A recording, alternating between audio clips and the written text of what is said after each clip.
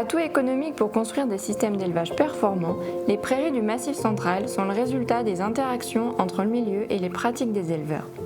Elles forment une diversité qui peut être un atout pour des systèmes d'élevage plus durables. Mais pour bien valoriser cette ressource herbagère, il est nécessaire de mieux la décrire et d'en faire reconnaître les potentiels.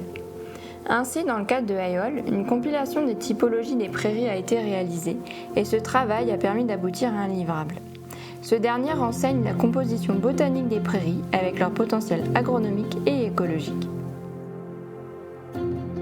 Je dois faire face à une explosion d'herbes au printemps. À cela s'ajoute la gestion de la diversité de pâture, avec par exemple les prairies humides qui sont contraignantes, car je ne peux pas rentrer mes animaux tôt au printemps. Face à toutes ces problématiques, je me pose beaucoup de questions. En effet, je n'ai que des prairies permanentes et je n'arrive pas à les optimiser. Alors, heureusement, il existe de nombreuses solutions à utiliser en fonction de vos objectifs et de vos contraintes. Pour moi, concrètement, j'ai besoin d'herbe pour nourrir mes animaux. C'est la base de mon alimentation.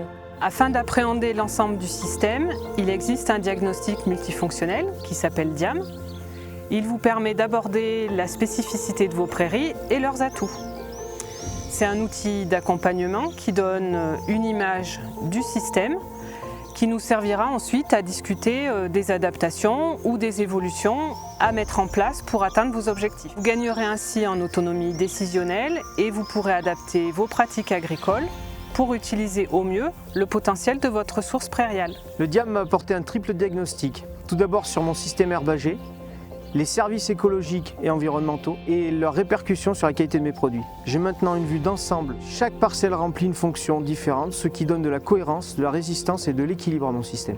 Est-ce qu'on retrouve cette démarche en formation agricole ? Oui, tout à fait. Un jeu sérieux a été élaboré.